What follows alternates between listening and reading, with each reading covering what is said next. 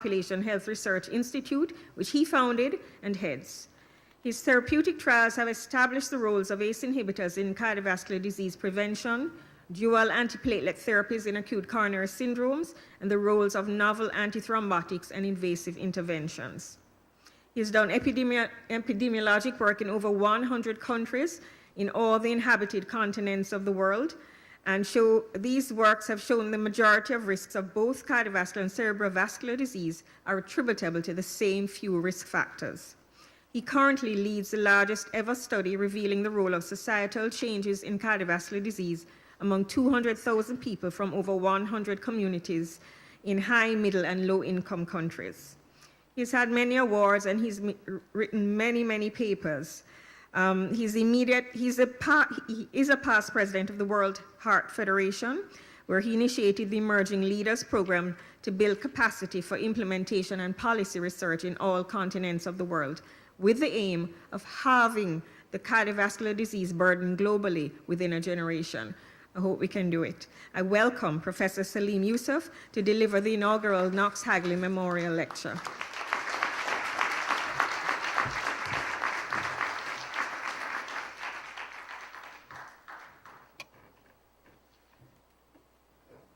Thank you very much, and I'm sorry you had to give up your evening with your family to be here. So welcome. It's really an honor to give the Knox Hagley Memorial Lecture. Obviously, I never knew him, but I've heard that he was an ardent fan and supporter of the Heart Foundation of Jamaica. I'm not a nutritionist. I'm a cardiologist who wandered into cardiovascular epidemiology and have done some work in cardiovascular nutrition. So let us get on. So that is the topic that I'm actually meant to talk about. And how do I move this? Oh, okay. Or, oh, we're at questions. So that's the end of the talk. That's pretty good, isn't it? I hope you understood everything. So can we go to the, whatever happened?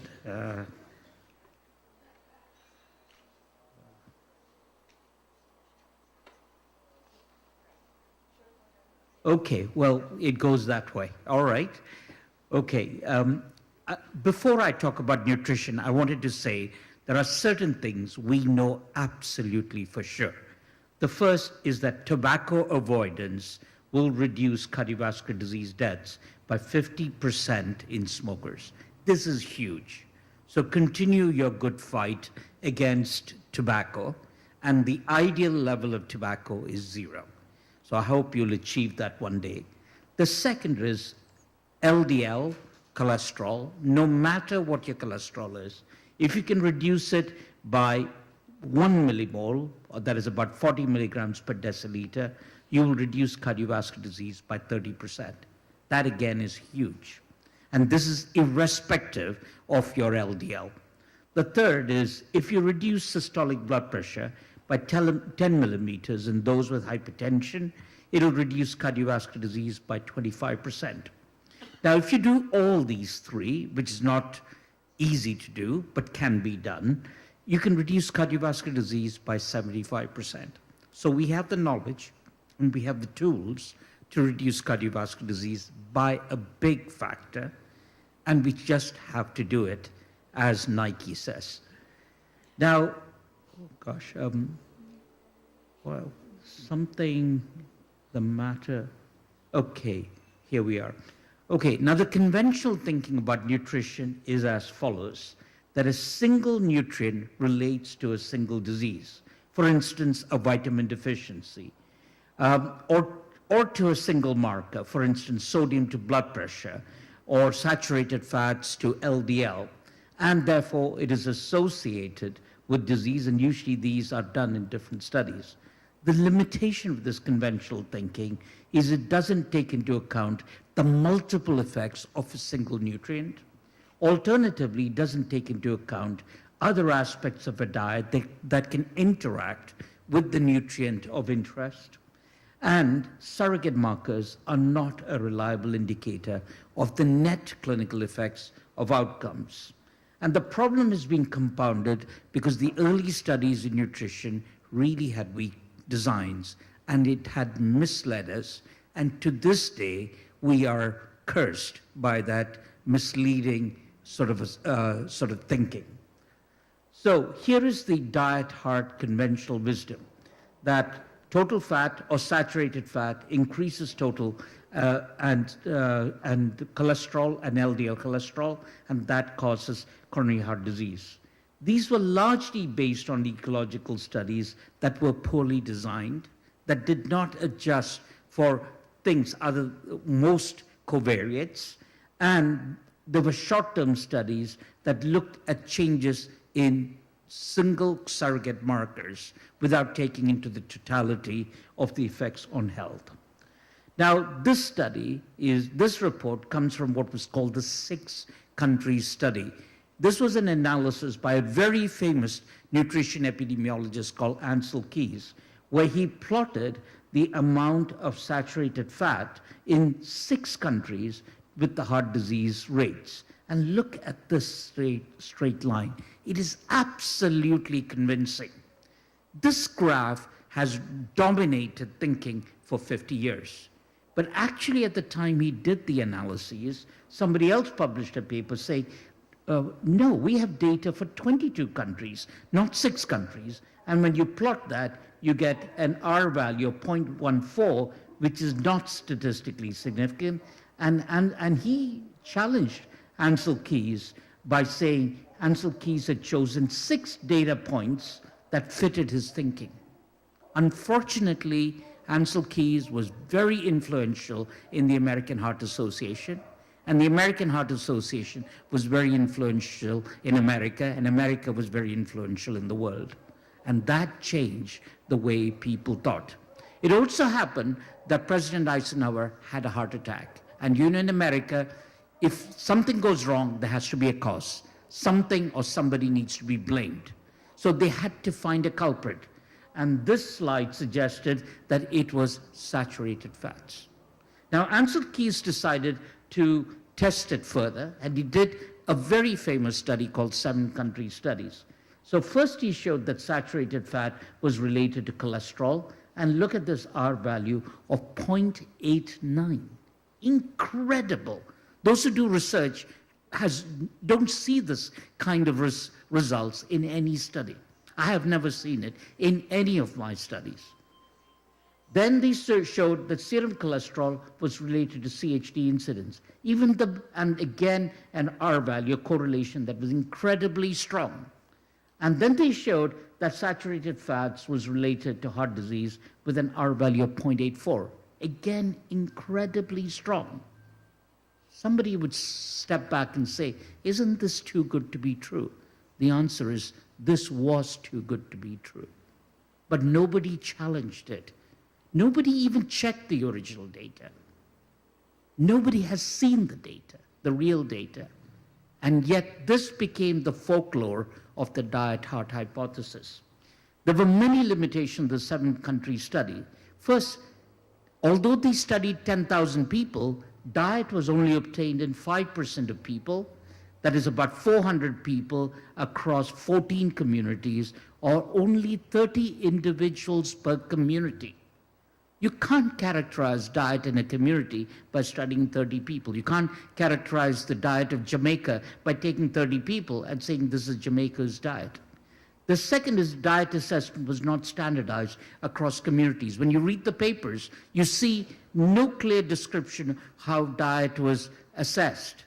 They said they liquefied the food collected and then they analyzed it biochemically. These has never been published. If you liquefied diet in 400 people, that is an incredible effort. And not to publish it would be rather saying many years of effort, it never sees the light of day. CHD and coronary heart disease was the outcome. It wasn't standardized.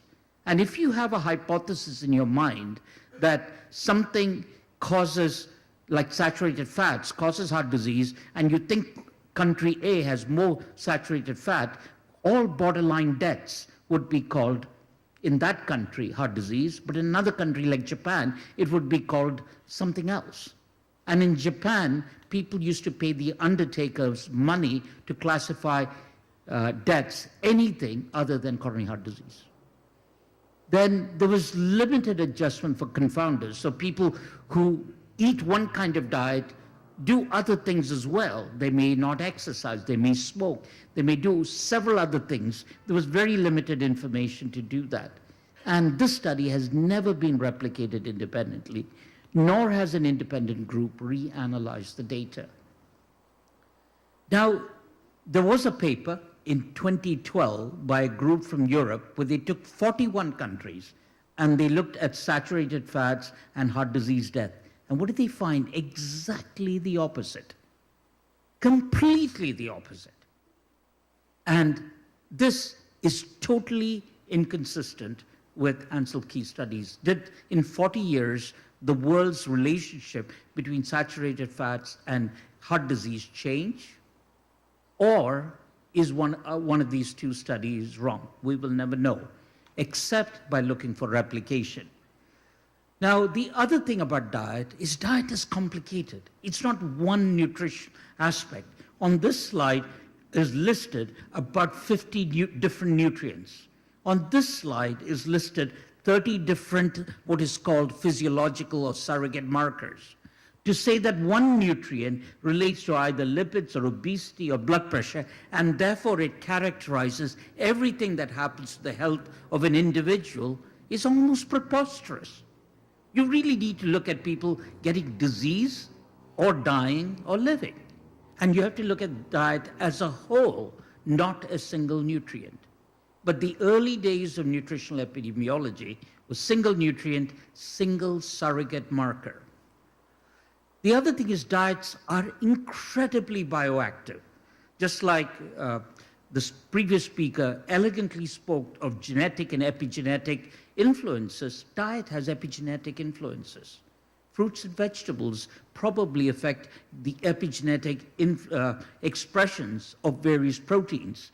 And these are various pathways, and I don't intend you to read any one of them. I don't understand them fully myself. It's just to say that diet is incredibly complicated, and it can't be summarized as A affects cholesterol or blood pressure, therefore it must affect health in a particular direction. Now, these studies should have put the nail in the coffin in the heart disease fat hypothesis. This is the world's largest nutrition study done by the US National Institutes of Health called the Women's Health Initiative. It took 49,000 women and randomized them to low-fat diet versus usual diet, and at the end of 9 years, they showed absolutely no difference in cardiovascular disease rates, death rates, or any outcomes. And they did achieve a modest difference in fats.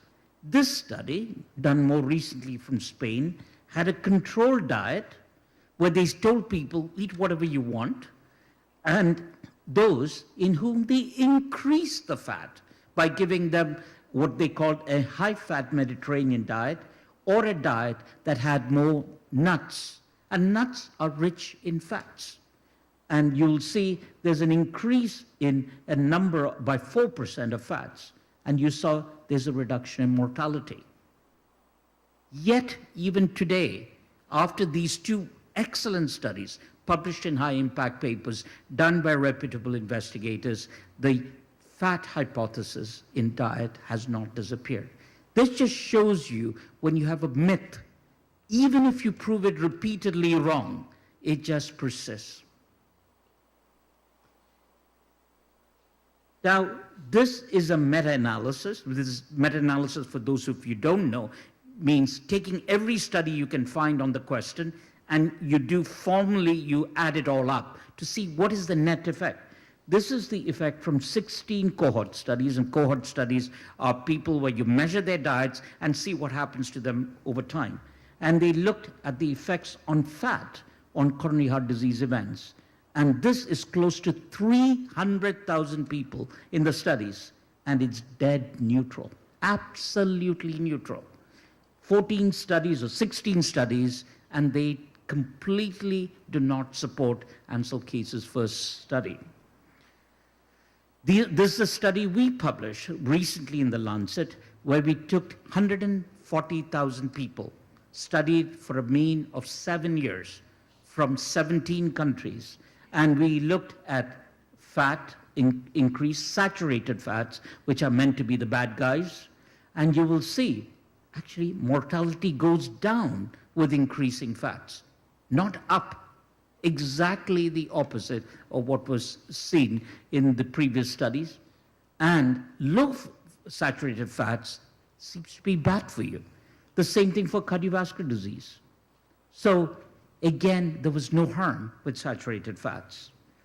And if you take other people's studies, where they again did this is the big EPIC study of 450,000 Europeans coordinated in Europe, they found that red meat, there's a slight increase in mortality, but processed meat had a substantial increase in mortality. The amount of fat content in the two kinds of meats is not different. Yet so it must be something else in processed meat that's associated with increased risk rather than the fats in it. These are data on butter, showing again neutral effect on cardiovascular disease. For those of you who don't know these kinds of slides, this side means there is more harm, this side means there is less harm or more benefit, and this line of 1 means things are neutral. You'll see cardiovascular disease neutral, coronary heart disease neutral, strokes neutral, total cardiovascular disease neutral. So this is good news. Go out and eat butter. And red meat, as long as it's not processed. Look at dairy. If anything, again, you put together all the studies, there's about a 10% or 12% relative risk reduction by eating more dairy. If anything, dairy is protective or neutral. It's not harmful. And remember, on diet, neutral is good. So as long as what you're eating is not harmful, that's fine. And the reason for this, we oversimplified things by saying dairy, meats, everything are the same. This is just an example of 2 milk products under the electron microscope. On the left side is whipped cream, on the right side is butter. You will see here the red are the fat globules, and the green is the cell membranes. These two are very different when you look at it under the electron microscope, but both are considered dairy products. And if you look at what happens on lipids, you will see total cholesterol goes up with butter, but goes slightly down with whipped cream. LDL, that is your bad guy cholesterol, goes up quite a bit with butter, slightly up with cream, pretty neutral. HDL, which is a marker of something protective. We still don't understand what HDL is. Both go up a bit. And if you take triglycerides, again, they have different effects. And if you take what's called ApoB, ApoB is a poor man's estimate of what is called small dense LDL, or the main atherogenic particle, you'll see diametrically opposite effects. And there are 19 genes that are differentially expressed by these 2 different forms of dairy. So we can't put dairy and lump them into one. You've got to look at them as different. You can't take meats and lump them into one and so you have to think of them as different. Therefore, dairy products can have multiple effects. It depends on the type of dairy, whether it's fermented. Yogurt is protective. Every study of yogurt shows it's protective. There is absolutely no data that skim milk or low-fat milk is any different from whole milk. Yet, this has become part of the mantra, the folklore, And so you will see that the whole dietary field has been misled.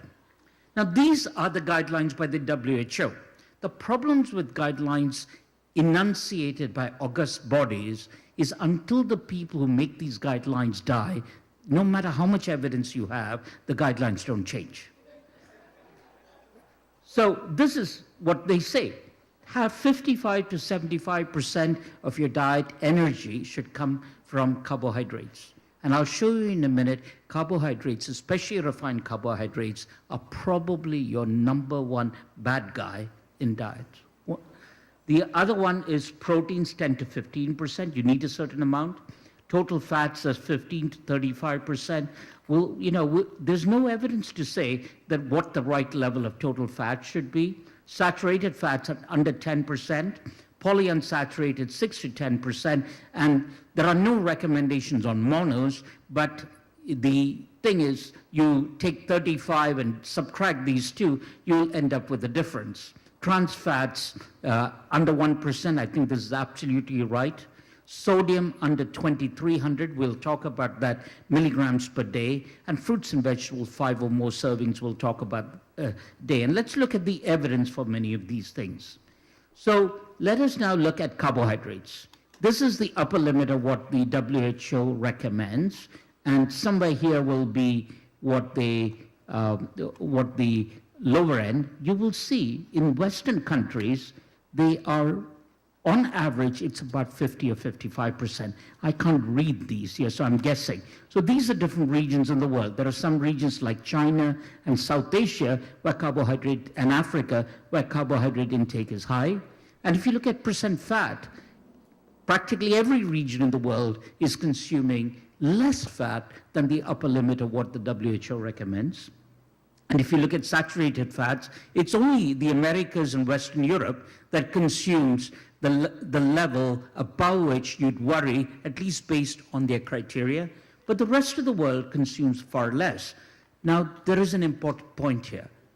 Diets based on countries that are exposed to overnutrition, those recommendations cannot be applied to countries where undernutrition is the major challenge. So recommendations from America don't apply to India or Jamaica. You need your own data, or you need data from similar countries. Now, this is energy intake and mortality, and these are quintiles, that is the lowest fifth versus the second fifth versus the third versus the fifth. And so this is the second quintile versus the bottom quintile, and you see as carbohydrate intake increases, mortality goes up, and that going up is at about 55%. That is the lower end of the range of what the WHO said. It's not at the upper end. So the 55 to 75% needs to be revised to say under 50% of your diet energy should come from carbohydrates. Look at fats. The more fats you eat, there is protection. And the same thing is true for saturated fatty acids as well as for monounsaturated fatty acids. And these are data, and I'm having difficulty reading these slides. This is for polyunsaturated fatty acids, against protective. And at least in this study, we found it didn't matter whether you ate polys or monos or saturated fats, the effects were reasonably neutral. Other studies suggest otherwise. Then if you look at the sources, whether it's dairy, red meat, poultry, there is benefit. And there is this story that fish is protective. We have not found that in the big study of 150,000 people. We have looked at it in the big InterHeart study, in the InterStroke study, and another study called On Target, total of close to 300,000 people. Fish is neutral. We don't find it being protective. But that's fine. Neutral is good. So all the fish around Jamaica will be happy after this talk. But not the cows. So again, I want to show you the data on the consistency between randomized controlled trials and observational studies. So you will see on mortality, the results are the same. On coronary heart disease, the results are, coronary heart disease mortality, the results are the same. Cardiovascular disease, it's the same. Mortality, it's the cardiovascular disease mortality, the same. Ischemic stroke, it's neutral. Type 2 diabetes is neutral. So the data on saturated fats, the totality of data, 300,000 people from observational studies and about 60,000 people from randomized trials showing neutrality. That is completely contrary to conventional wisdom and probably even the pamphlets you may be handing out to people. So the media since then, have had a field day. And they've been saying doctors admit guilt after 40 years, all kinds of things. But the truth is, quietly, the American Heart Association dropped its recommendations on total fats without any fanfare, because how could they say they were wrong? Now remember, many heart associations made a ton of money by endorsing foods as healthy and unhealthy. And so did many in many countries. And so it was very hard for them to publicly do a U-turn. Now, when you don't eat something, you have to eat some more of something else, because in the end, you need your calories and your energy from different sources. So if one component of the diet is reduced, something else needs to replace it. And so diet is so complicated that not only should you see what is decreased or increased, but what else changes. And these are the data that suggest that if you replace saturated fats with polyunsaturated fats, you have a beneficial effect. If you reduce it with carbohydrates, it's actually an adverse effect. And I can't read this here, actually. Whatever it is, that's monounsaturated. The results are mixed. So it depends on what you replace saturated fats with, but consistently the data coming out that more refined carbohydrates, the worse for you. Skip that. So here is a study looking at the type of carbohydrate, quality. You've heard of simple and complex, or you may have heard of whole grain and refined grain, or you may have heard of low glycemic index and high glycemic index. Of course, the average person cannot relate to it. The simple way to relate it is, if a given grain has more of the unprocessed, the fiber in it, and if the ratio of carbohydrates, the sugar in it versus the fiber is under 10:1, that's good for you. If it is more than 10:1, it isn't. So this is a study from Europe where they took 53,000 people free of a heart attack in 1993 and followed them for 12 years. And they had about 2,000 people who had a heart attack. And what they found is, look at the line 1. Anything below 1 is protective, anything above 1 is harmful. Those with a low glycemic index, and that is usually the types of grains that are rich in whole fiber, there is a 12% lower risk of heart attacks. Those with a medium glycemic effect, that's about 1, it's neutral. And those with a high glycemic effect, there's about a 30% higher risk of a heart attack. So this fits in with the data I showed you from Pure, that the type of carbohydrates matters. So the best way of choosing carbohydrates is the one at the bottom. And this is, if you have more than 10:1 carbohydrate to fiber ratio, avoid it. If you have under 5:1, it's a great choice, but there are few options.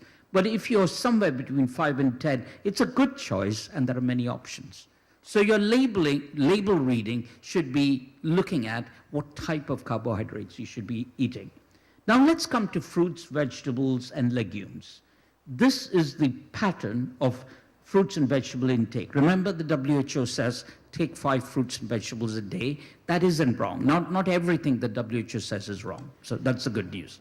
So what this says is the world as a whole consumes about 4 servings of fruits, that's the red, vegetables, that is the green, and legumes. And legumes are things like peas and lentils. And you'll see North America, South America, Middle East meets the global requirement, but South Asia, China, Southeast Asia, and Africa do not. And when you look at the data from the Pure study, you will see, if you take people consuming under 1 fruit, vegetable a day, that is the risk, and then going to 2, no change in risk. 3, there is a change. 4, you get about a 22% reduction. And then the more you eat, there's no greater change. So about 4 seems to be right. Of course, if you like it, you can eat 5 or 6. But that then means, and the reason for this is important, fruits and vegetables are actually quite expensive, especially fruits, and consumes a large part of the cost of our diet. So it's important to have recommendations on diet that's affordable. And CBD, surprisingly, we found no effect. Now, the type of fruit and vegetable you eat is important. In our study, we found only a weak association with vegetables. But in reality, most vegetables are fruits, like a tomato is a fruit, an okra is a fruit, an eggplant is a fruit. What is different is many things we call vegetables are cooked. And this shows you the raw and cooked vegetable ratio. You will see globally, cooked is slightly higher than raw. And this in North America, raw is far more common than cooked. But you go to South Asia, it's the other way around.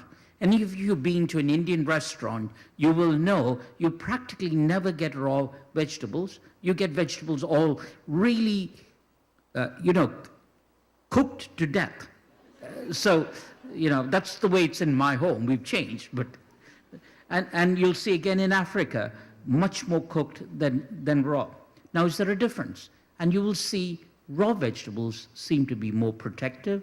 Cooked vegetables are far less protective and maybe even close to neutral. And this way of eating vegetables is close to how we eat fruits. So now it all makes sense. So consume as many raw vegetables or fruits as you can. And of course, cooked vegetables are also part of our diets, but consume them very little. Now, a word of caution. When I use vegetable, I'm talking non-starchy vegetables. I'm not talking about potatoes, tubers, cassava, that kind of stuff. Now let's move to sodium. Sodium is another story. The WHO recommendations is to have less than 2 grams of sodium a day. There are 5 grams of salt a day. The AHA guidelines is saying, okay, reduce whatever you eat by 1 gram a day, but reduce it even further to under 1.5 grams a day. And the European Society Guide of Hypertension said consume about 2 to 2.4 grams a day. Now, those who are clinicians know in heart failure, one of the things that we tell patients is reduce the amount of salt you eat. Guess what? The guidelines said that till a few years ago. When they looked at the evidence, they said there was absolutely no evidence to recommend this. So they stopped making any recommendations. And in 2015, they took it out. Now, the mean intake of sodium globally is about 4 grams a day. So to get to 2 or 1.5 grams a day, imagine the change that is needed globally. Now, that recommendation, that change might be justified if 2 things were met. 1, that it really worked, we have the evidence, and 2, it was feasible. So let's look at that. Now, before we go into that, think of essential nutrients. And essential nutrients are not like tobacco. The right level of tobacco is 0. The more tobacco you smoke, the worse it is for you, and lots is even more worse. Whereas with most nutrients, unless it's arsenic, you get a U-shaped curve. If it's too little, you get nutritional deficiency. If it's too much, you get toxicity. So there has to be a sweet spot where your nutrients have to be. The second thing is, let us look at the global distribution of taking sodium. You will see under 1% of the world consumes sodium, that is here, under 2.3 grams a day. So people were making recommendations with practically no experience to the level that we are recommending it. And probably 0.1% of the world consumed under 1.5 grams a day. So what is the basis of the recommendation? So let's look at that. The basis of the recommendation comes from the fact one short-term study called the DASH study, where for 5 weeks, they gave 1/2 people a certain amount of food with a certain level of salt. Another group, they gave food. They gave them every food item, and they reduced the salt markedly to under 1.5 grams a day. And blood pressure dropped. But that's for 5 weeks. So from 5 weeks experience in people whom food are provided for short term, on about 100 people, we're making global recommendations. We don't know if it's safe. We don't know if it's effective. So here was a bigger study done by people at the NIH. This is a really good study called TOPE. And no, this is actually a meta-analysis of all the study, which I'll come to TOPE in a minute. First, it showed that if you reduce sodium by about 1.76 grams a day, this is large, okay? So it is in the ballpark if you halve the sodium supply in the entire food. You will get a lowering of blood pressure by about 4 millimeters, which is important. But you'll see that that is mainly in those with hypertension. In those without hypertension, it's only 1/3. And for a long time, we've had this concept of sodium sensitivity. So you have to look at people differently. And you will see that in these trials, in the short term, you get a 4 millimeter drop in blood pressure. But just 3 months later, that 4 millimeters drops to 2 millimeters. And just another 3 months later, it halves down further. So what's happening is over time, the blood pressure lowering effect of sodium restriction is reduced by 75%. And to make this change, it's a big change in your diet, which is in current circumstances not sustainable. Now, this was the trial I was going to tell you about, a larger trial of 2,300 people who were overweight.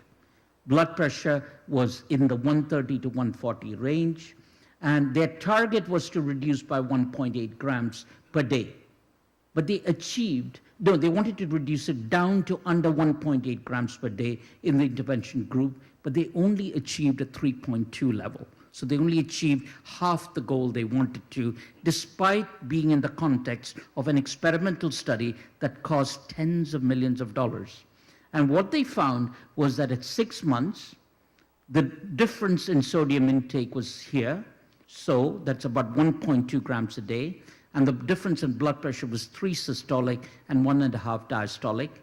At 18 months, that was reduced, although 80% of the reduction in sodium was present.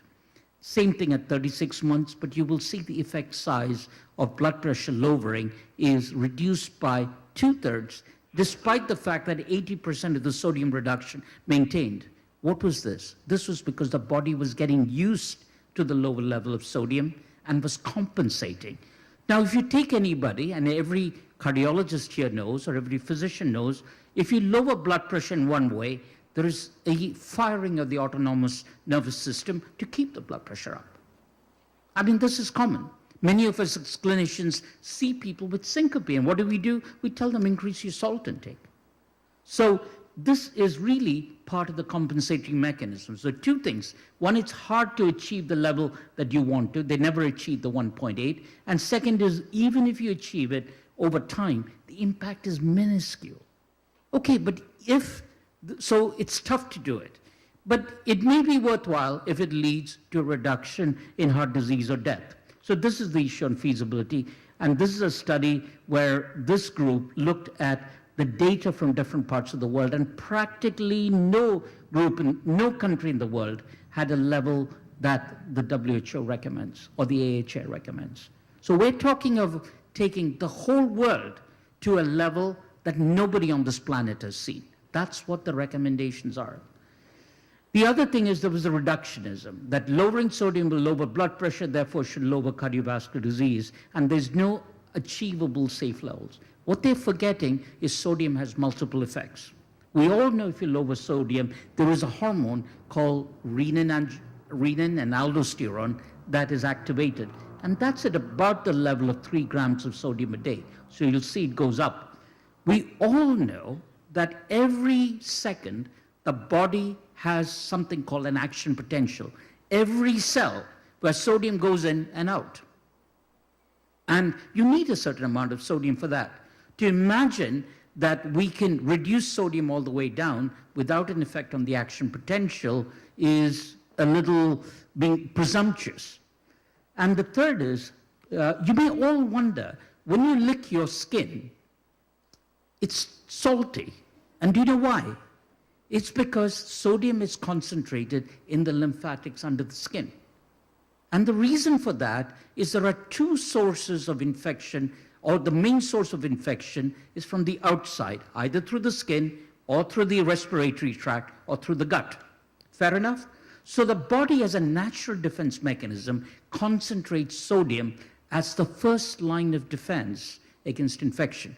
And there are animal studies which show that if you cut the limb of one animal, or one limb of an animal, and the other one is left normal, within seconds sodium concentrates in the limb that is sort of injured.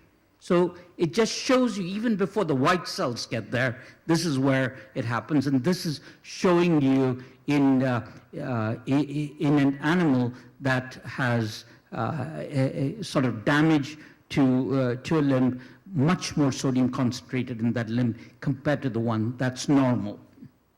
So sodium has multiple functions, and to reduce it into blood pressure alone is being too presumptuous. But what about real events? So the first study that raised the concern that lowering sodium may not be a good idea is this study from Europe, where they divided people, about 4,000 people. They measured the urine looking at sodium by 24-hour urines, and they followed people for a few years.